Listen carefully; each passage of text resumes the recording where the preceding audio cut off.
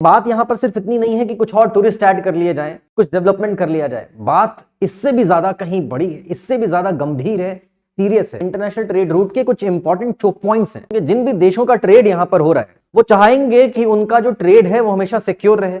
जहां जहां पर उनके इकोनॉमिक इंटरेस्ट है उसको वो सिक्योर करना चाहेंगे। पर इंटरनेशनल ट्रेड का चोक पॉइंट है वहां पर, और जहां पर अमेरिका के इकोनॉमिक इंटरेस्ट लाई करते हैं वहां पर अमेरिका के मिलिट्री बेसेस मौजूद हैं। ये कोई इत्तेफाक बात नहीं है। जैसा लॉजिक अभी मैंने आपको पीछे अमेरिका के लिए बताया, यूरोपियंस के लिए बताया, उसी लॉजिक से चाइना भी तो अपने एनर्जी रूट और ट्रेड रूट को सिक्योर करने की कोशिश करेगा। इंडिया भी इंडियन ओशन रीजन में अपनी एक स्ट्रॉन्ग होल्ड बनाने की, अपनी एक स्ट्रॉन्ग प्रेजेंस बनाने की कोशिश कर रहा है। लक्षद्वीप को भी हम इस एक बड़े गेम प्लान का हिस्सा बना करके चल रहे हैं। सिंगापुर की इकोनॉमिक ताकत क्या है आप जानते हैं? कहीं पर अगर हाईवे निकला, अगर आप किसी इंपॉर्टेंट रूट पर मौजूद होंगे, इंपॉर्टेंट हाईवे पर मौजूद हैं, तो आप उसका बेनिफिट ले सकते हैं। उसी तरीके से सिंगापुर ने इस इंपॉर्टेंट ट्रेड रूट पर होने का बेनिफिट उठाया। यहां पर आप इनकी इकोनॉमी जानते हैं सबसे ज्यादा किस चीज से चलती है, वो है। नमस्कार, जय हिंद दोस्तों। जो लक्षद्वीप को लेकर के आजकल आप इतनी ज्यादा चर्चाएं देख रहे हैं, सभी तरीके के न्यूज में लक्षद्वीप ने एक सेंटर स्टेज ले रखा है। तो आखिर इसका क्या कारण है? शायद इसका जो सही कारण है वो आप तक पहुंच नहीं पा रहा है। न्यूज चैनल्स और मीडिया पर वो डिबेट्स और डिस्कशंस नहीं हो रहे हैं जो एक्चुअली होने चाहिए, जो बात आप तक पहुंचनी चाहिए। देखिए, पिछला वीडियो मैंने लक्षद्वीप और मालदीव के बारे में एक कंपैरिजन वीडियो बनाया था, जिसमें मैंने आपको ये बात समझाने की कोशिश की थी कि मालदीव अभी भी टूरिज्म में बहुत आगे है, लक्षद्वीप बहुत पीछे है। मालदीव में हर साल 18.5 लाख टूरिस्ट पहुंचते हैं, लक्षद्वीप में अभी सिर्फ 25,000 टूरिस्ट पहुंच रहे हैं। तो देखिए, अगर आप लक्षद्वीप को बहुत ज्यादा डेवलप कर देंगे तो भी आप नहीं मत सोचिए कि आप कुछ टूरिस्ट ऐड करके मालदीव की कमर तोड़ देंगे या फिर आप मालदीव के बराबर पहुंच जाएंगे। अकेले एक लक्षद्वीप से हम मालदीव का मुकाबला नहीं कर सकते टूरिज्म के मामले में। मालदीव का मुकाबला करना है तो सिर्फ लक्षद्वीप नहीं, यहां पर हमको अंडमान एंड निकोबार भी मिलाना पड़ेगा। अंडमान एंड निकोबार द्वीप समूह और लक्षद्वीप ये मिलाकर के हम मालदीव का मुकाबला कर सकते हैं, शायद आगे भी पहुंच सकते हैं। तो देखिए, बात यहां पर सिर्फ इतनी नहीं है कि कुछ और टूरिस्ट ऐड कर लिए जाएं, कुछ डेवलपमेंट कर लिया जाए। बात इससे भी ज्यादा कहीं बड़ी है, इससे भी ज्यादा गंभीर है, सीरियस है। तो इस वीडियो के माध्यम से मैं उसी गंभीर विषय पर चर्चा करना चाहता हूं और आपका ध्यान आकर्षित कराना चाहता हूं। देखिए, लक्षद्वीप के सारे डेवलपमेंट के पीछे भारत सरकार की दो बड़ी मंशाएं और उन मंशा के दो इंपॉर्टेंट डायमेंशंस हैं। एक है स्ट्रैटेजिक और सिक्योरिटी का डायमेंशन और दूसरा है इकोनॉमिक इंटरेस्ट। इन दोनों पर चर्चा करते हैं एक एक करके। देखिए, लक्षद्वीप से जुड़े हुए स्ट्रैटेजिक डायमेंशन को समझने के पहले आप जरा इंटरनेशनल शिपिंग रूट का ये एक मैप ध्यान से देखिए। आप देखेंगे कि इंटरनेशनल ट्रेड किस रूट से होकर के होता है। इसमें आपको ये सारे रूट नजर आ रहे हैं। सबसे ज्यादा जो वॉल्यूमिनस ट्रेड आपको नजर आ रहा है वो अटलांटिक ओशन में बिटवीन यूरोप एंड अमेरिका हो रहा है। अमेरिका एक इंडस्ट्रियलाइज कंट्री है और यूरोप भी इंडस्ट्रियलाइज कंट्री है, तो दोनों आपस में एक दूसरे के साथ में ट्रेड करते हैं। प्लस दोनों ही एक मटेरियलिस्टिक सोसाइटी है, वेस्टर्न सिविलाइजेशन के लोग यहां पर रहते हैं जो कि ज्यादा कंज्यूमरिस्टिक इन नेचर हैं। तो दोनों जगहों से सामान बनकर के एक दूसरे देशों में पहुंचता रहता है, तो वॉल्यूम ऑफ ट्रेड यहां पर बहुत ज्यादा है। दूसरा आप जो ट्रेड देखेंगे, अगला ट्रेड का सेंटर, वो आप पाएंगे कि इस ईस्ट एशिया में दुनिया की ज्यादातर मैन्युफैक्चरिंग होती है। यहां पर China, south Korea, Japan, Taiwan जैसे बड़े मैन्युफैक्चरिंग हब्स हैं। जहां एक तरफ कंज्यूमरिस्टिक सोसाइटी अमेरिका और यूरोप में रहती है, यहां पर कंज्यूमर्स रहते हैं दुनिया के, जिनके पास में दुनिया में सबसे ज्यादा परचेजिंग पावर है। यूरोपियंस ने इस पूरे कॉलोनाइजेशन के एरा में जितना धन संपत्ति अर्जित की है उसको आज वो खर्च कर रहे हैं, तो उनकी परचेजिंग पावर बहुत है। और यहां पर दुनिया की सारी मैन्युफैक्चरिंग होती है, तो एक ट्रेडिंग सेंटर आप ये देख रहे हैं।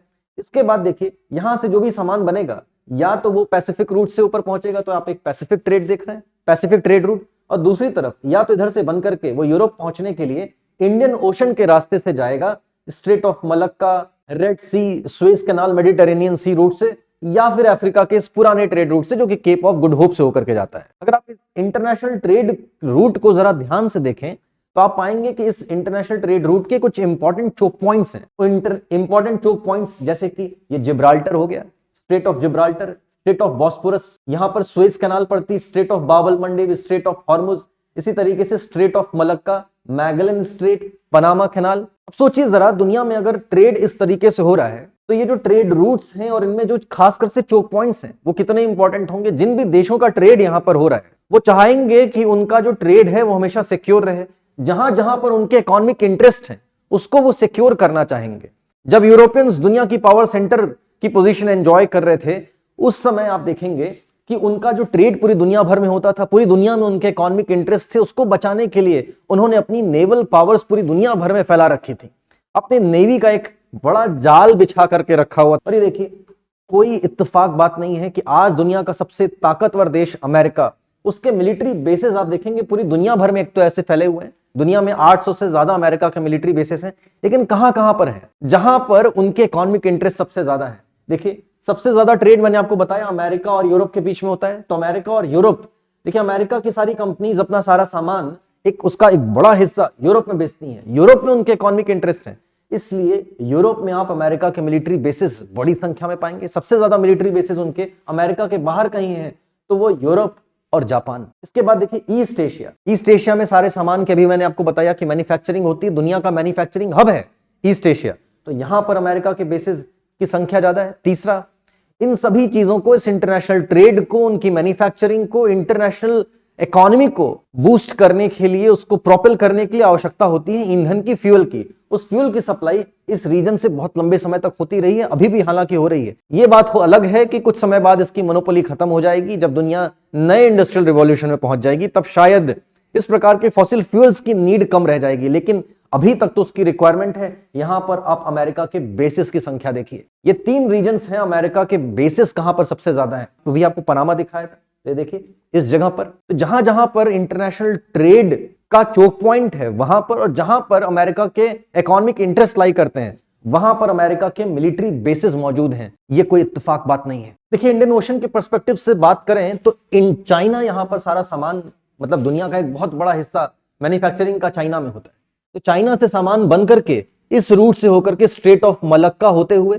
इसी रूट से होकर के वो यूरोप पहुंचते हैं, सुएज कैनाल रूट से। यहां से एनर्जी की सप्लाई की जाती है। दुनिया का सबसे ज्यादा जो ऑयल ट्रेड होता है वो इस रीजन से होता है, ये मिडिल ईस्ट का रीजन। पर्शियन गल्फ से ऑयल निकलता है, स्ट्रेट ऑफ हॉर्मुज से होते हुए, Indian ocean, straight of Malacca होते हुए इन मैन्युफैक्चरिंग सेंटर्स तक पहुंचता है। तो ये इंपॉर्टेंट एनर्जी रूट भी है और इंपॉर्टेंट ट्रेड रूट भी है। अब सोचिए, इस रूट को सिक्योर करने के लिए क्या चाइना कोशिश नहीं करेगा? जैसा लॉजिक अभी मैंने आपको पीछे अमेरिका के लिए बताया, यूरोपियंस के लिए बताया, उसी लॉजिक से चाइना भी तो अपने एनर्जी रूट और ट्रेड रूट को सिक्योर करने की कोशिश करेगा। तो उसने किया और आपको इसका परिणाम मिला, स्ट्रिंग ऑफ पर्ल्स। उसने इंडिया को, आपको ऐसा लग रहा होगा कि वो इंडिया को घेरने की कोशिश कर रहा है, वो सिर्फ इंडिया को घेरने की कोशिश नहीं कर रहा। उसके लिए इंडिया एक बड़ा एडवर्सरी हो सकता है, लेकिन उससे ज्यादा जरूरी उसके लिए है अपने ट्रेड रूट और एनर्जी रूट को सिक्योर करना। तो इसलिए देखिए, उसकी पोजीशंस आप देखेंगे, यहां ग्वादार में, नीचे श्रीलंका में हम्बनटोटा और कोलंबो में, नीचे मालदीव और माले में, यहां पर बांग्लादेश में चिटगांव और म्यांमार में सितवे में, ऐसी कुछ जगहों पर इनकी पोजीशन होनी शुरू हुई। यानी कि इंडियन ओशन में वो अपनी स्ट्रांग होल्ड बनाने की कोशिश कर रहे हैं। सिर्फ इतना ही नहीं, यहां पर एक देश पड़ता है जिबूती, वो जिबूती पर भी जाकर के उन्होंने अपना मिलिट्री बेस बना लिया। वो ऐसा क्यों कर रहे हैं? क्योंकि उस एंटायर ट्रेड रूट को सिक्योर करना चाहते हैं। देखिए, अगर ये सारे लॉजिक आपको समझ में आ गए तो आप बिल्कुल समझ पाएंगे कि इंडिया इस रीजन में क्या कर रहा है।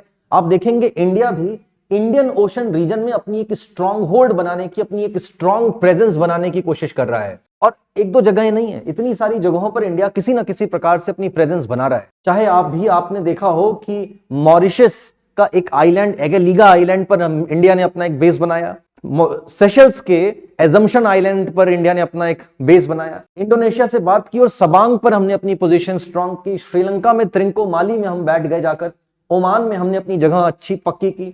इसके अलावा यहां पर आप देखेंगे, मोदी जी इजिप्ट की यात्रा पर गए थे और सुएज रूट पर एक इंपॉर्टेंट लोकेशन हमने अपने लिए रिजर्व कर ली है। इसी तरीके से हमने बांग्लादेश के साथ में अच्छे संबंध बना करके चिटगांव पोर्ट का एक्सेस लिया हुआ है। ऐसे कई सारी जगहों पर आपको यहां पर इंडिया की स्ट्रांग प्रेजेंस देखने को मिलेगी। तो ये सारी चीजें इंडिया आखिर क्यों कर रहा है? इंडिया ये सारी चीजें इसलिए कर रहा है जिससे कि इंडियन ओशन में इंडिया की स्ट्रांग प्रेजेंस हो। इंडिया का इंटरेस्ट भी तो इसी रीजन में है। आज हम भी तो बात कर रहे हैं मेक इन इंडिया की, हम भी सामान बना करके यूरोप पहुंचाएंगे। कल को अगर इस इंपॉर्टेंट ट्रेड रूट पर कोई खतरा आया तो क्या होगा? इसलिए हमको इसको सिक्योर करने के लिए उन जगहों पर पहले से अपनी मौजूदगी दर्ज करनी होगी। इसका एक और बहुत बड़ा कारण है और वो ये कि इंडिया भी अब एक रीजनल पावर बनना चाहता है, एक बड़ा प्लेयर बनना चाहता है इस क्षेत्र में। हम लोग बात कर रहे हैं कि यूनाइटेड नेशन सिक्योरिटी काउंसिल में हमको परमानेंट सीट मिले। परमानेंट सीट हमको आखिर मिलेगी कैसे? परमानेंट सीट आपको तब मिलेगी जब आप ये कैपेबिलिटी शो करेंगे कि आप इस रीजन में, अगर आप अभी ग्लोबली नहीं बन सकते तो कम से कम इस रीजन में एक नेट सिक्योरिटी प्रोवाइडर की भूमिका अदा कर सकते हैं। तो इंडियन ओशन में नेट सिक्योरिटी प्रोवाइडर बन करके अपने आप को दिखाना, प्रूव करना, ये भी इंडिया चाहता है। इसलिए हमको इंडियन ओशन में अपनी प्रेजेंस स्ट्रांग करनी है। जब हम इस रीजन में अपनी प्रेजेंस स्ट्रांग करने निकलेंगे तो हमको चैलेंज का सामना करना पड़ रहा है अपने एडवर्सरी से, और वो है चाइना। चाइना भी अपने इंटरेस्ट को यहां पर सिक्योर करना चाहता है, हम भी अपने इंटरेस्ट को सिक्योर करना चाहते हैं। क्योंकि इंडिया और रशिया के इंटरेस्ट कभी क्लैश नहीं करते, यही कारण है कि इंडिया और रशिया हमेशा ऑल वेदर फ्रेंड रहे हैं। लेकिन चाइना के साथ हमारे इंटरेस्ट क्लैश करते हैं तो कॉन्फ्लिक्ट्स भी आपको देखने को मिलती हैं। अगर हम इस रीजन में नेट सिक्योरिटी प्रोवाइडर बनना चाहते हैं तो हमारा सामना होगा चाइना से, और चाइना की पोजीशंस जहां जहां हैं उसको काउंटर करने के लिए बहुत ज्यादा जरूरी होगी कि हमको भी अपनी पोजीशंस इस इंडियन ओशन रीजन के अलग अलग जगहों पर स्ट्रांग करनी पड़ेगी। अगर चाइना की प्रेजेंस मालदीव में स्ट्रांग हो रही है तो हमको लक्षद्वीप में अपनी प्रेजेंस स्ट्रांग करनी पड़ेगी। अगर उनकी प्रेजेंस हम्बनटोटा श्रीलंका में बड़ी हो रही है, स्ट्रांग हो रही है, तो श्रीलंका में ही हमको त्रिंकोमाली पर पहुंचना पड़ेगा। अगर वो पाकिस्तान के ग्वादार में पहुंच रहे हैं तो उसके बगल में हमको चाबहार और ओमान के दुक्म पोर्ट में पहुंचना पड़ेगा। अगर वो चिटगांव आ रहे हैं तो हमें भी चिटगांव जाना है, वो सितवे में पहुंच रहे हैं, हमको भी सितवे में पहुंचना है। इस तरह से आप देख रहे हैं कि इंडियन ओशन रीजन में जहां जहां चाइना है वहां पर हम उनको काउंटर करने की कोशिश कर रहे हैं। तो इसी क्रम में लक्षद्वीप को भी हम इस एक बड़े गेम प्लान का हिस्सा बना करके चल रहे हैं। लक्षद्वीप के साथ हमको ऐसे ही कुछ करना है। फिर देखिए लक्षद्वीप ने आखिर ये सेंटर स्टेज क्यों ले रखा है, इसका जो डिस्कशन कर रहे हैं हम लोग, इसका दूसरा डायमेंशन है इकोनॉमिक डायमेंशन। इसको समझने के लिए जरा आप इस मैप को ध्यान से देखिए। ये जो आप रूट हम लोग जिसकी अभी तक बात कर रहे थे, इसी रूट पर देखिए यहां पर एक देश बैठा हुआ है, सिंगापुर। सिंगापुर की इकोनॉमिक ताकत क्या है आप जानते हैं? आखिर सिंगापुर इतना छोटा सा देश, मतलब इंडिया के अगर आप कोई 2 बड़े डिस्ट्रिक्ट्स मिला दें उतना बड़ा सा देश है। इतना छोटा सा देश लेकिन इतना ज्यादा इकोनॉमिकली डेवलप कैसे हुआ? इसका एक बहुत बड़ा कारण है क्योंकि वो इसकी पोजीशन ऐसी है, इंपॉर्टेंट शिपिंग रूट पर बैठा हुआ है। अब सोचिए कहीं पर अगर हाईवे निकल आता है, कोई एक जगह है खाली जगह, वहां पर खेती होती है, जमीनों के रेट बहुत ज्यादा नहीं है, लेकिन अगर वहीं से हाईवे निकल कर आ जाए और आपकी जमीन अगर उस हाईवे के एकदम बगल में, तो आपको खुशी हो जाती है। आपको लगता है अरे यहाँ पर तो अब हम क्या कर सकते हैं, मिडवे रेस्टोरेंट खोल सकते हैं, यहाँ पर हम रिजॉर्ट खोल सकते हैं, यहाँ पर हम कोई होटल खोल सकते हैं, यहाँ पर रेस्टोरेंट चलाया जा सकता है, पेट्रोल पंप, आजकल इलेक्ट्रिक चार्जिंग स्टेशंस खोले जा सकते हैं। तो अगर आप किसी इंपॉर्टेंट रूट पर मौजूद होंगे, इंपॉर्टेंट हाईवे पर मौजूद हैं, तो आप उसका बेनिफिट ले सकते हैं। उसी तरीके से सिंगापुर ने इस इंपॉर्टेंट ट्रेड रूट पर होने का बेनिफिट उठाया। यहां पर आप इनकी इकोनॉमी जानते हैं सबसे ज्यादा किस चीज से चलती है? वो है ट्रांसशिपमेंट पोर्टिंग के कारण। ट्रांसशिपमेंट पोर्ट का मतलब क्या होता है कि सामान यहां से आता है, अनलोड किया जाता है, दूसरी शिप्स में डाला जाता है और फिर यहां से आगे भेज दिया जाता है। मतलब सामान निकाल करके कहीं इनलैंड में नहीं भेजा जा रहा, बस एक शिप से सामान उतारकर दूसरी शिप में चढ़ा करके आगे भेजा जा रहा है। कई बार क्या होता है, कई कंपनीज जो यहां से सामान लेकर के आ रही हैं, उनका जो कॉन्ट्रैक्ट होता है बस इतनी ही दूर तक का होता है। वो बोलते हैं हम इतनी दूर तक सामान पहुंचा देंगे, दूसरी कंपनी बोलती है ठीक है तुम यहां सामान उतार दो, हम यहां से आगे लेकर चले जाएंगे। तो इतनी लंबी यात्रा कोई बड़ी कंपनी जैसा नहीं करना चाहती, तो वो तोड़ तोड़ के यात्रा करती हैं, तो उनको बीच में ट्रांसशिपमेंट पोर्ट्स की आवश्यकता होती है। सिंगापुर ने अपने आप को एक ट्रांसशिपमेंट पोर्ट की तरह से डेवलप किया। इतना ही नहीं, उन्होंने अपने आप को यहां पर एक आंतरिक पोर्ट ट्रेड की तरह से डेवलप करने की कोशिश की, ट्रेड स्पॉट के तौर पर डेवलप करने की कोशिश की। आंतरिक पोर्ट ट्रेड का क्या मतलब होता है? इसका मतलब ये होता है कि अगर मान लीजिए कि ये एक ट्रेड रूट पर मौजूद है, यहां से कच्चा सामान जा रहा है, कच्चा माल जा रहा है, रॉ मटेरियल जा रहा है, उस रॉ मटेरियल को ये भी प्रोक्योर कर लेते हैं, उसकी रिफाइनिंग करते हैं, प्रोसेसिंग करते हैं, उसमें मैन्युफैक्चरिंग करते हैं और उसको एक फिनिश्ड गुड में कन्वर्ट कर करके इसी ट्रेड रूट के माध्यम से वो मार्केट तक पहुंचा देते हैं। क्योंकि उनको लगता है कि हमारे सामने से सामान जा रहा है, कच्चा माल भी यहीं से जा रहा है, बना हुआ सामान भी यहीं से जा रहा है, तो कच्चा माल खरीद लो, उसकी प्रोसेसिंग करो और यहीं से जो फिनिश्ड प्रोडक्ट्स हैं उन्हीं के साथ में बेच दो। तो इन्होंने भी यही काम किया। इलेक्ट्रॉनिक्स में इन्होंने अपने यहाँ काम किया, पेट्रोलियम रिफाइनरीज बनाई, कच्चा तेल खरीदा, उसकी रिफाइनिंग की, पेट्रोल बनाया, डीजल बनाया, पेट्रोलियम प्रोडक्ट्स बनाया और आगे भेज दिया। तो ये सब चीजें कर करके डेवलप हुए। अब सोचिए कि इसी हाईवे पर आप भी तो बैठे हुए हैं, आप क्यों नहीं इसका फायदा उठा सकते? ये उठा सकता है, आप नहीं उठा सकते। और हमारी प्रेजेंस देखिए इंडियन ओशन में, यहां से लेकर के यहां तक, आप बीच में कितने सारे ट्रांसशिपमेंट पोर्ट चाहे तो बना सकते हैं, शिप मेंटेनेंस यार्ड्स खोल सकते हैं, डॉक यार्ड्स बना सकते हैं। तो यहां पर लक्षद्वीप हो गया, बीच में मेनलैंड इंडिया का एक कोची हो गया, इसके बाद हमारे पास अंडमान एंड निकोबार है। यही कारण है कि आप देखेंगे कि हम लोग अंडमान निकोबार में इस ग्रेट निकोबार को भी डेवलप करने की कोशिश कर रहे हैं। आजकल ग्रेट निकोबार डेवलपमेंट प्रोजेक्ट भी काफी चर्चाओं में है। तो देखिए आपको अब समझ में आ गया होगा कि ये मिनिकॉय आइलैंड कितना इंपॉर्टेंट क्यों है। मिनिकॉय आइलैंड पर ही ये सारी डेवलपमेंट्स करने की बात क्यों की जा रही है? यहीं पर एक नया हवाई अड्डा बनाने की बातें की जा रही हैं, यहीं पर एक ट्रांसशिपमेंट पोर्ट बनाने की बातें की जा रही हैं, यहीं पर इसी लक्षद्वीप में आप देखेंगे आगे चलकर के सिंगापुर के तर्ज पर यहां पर शिपयार्ड मेंटेनेंस इंडस्ट्री भी शायद डेवलप की जाए।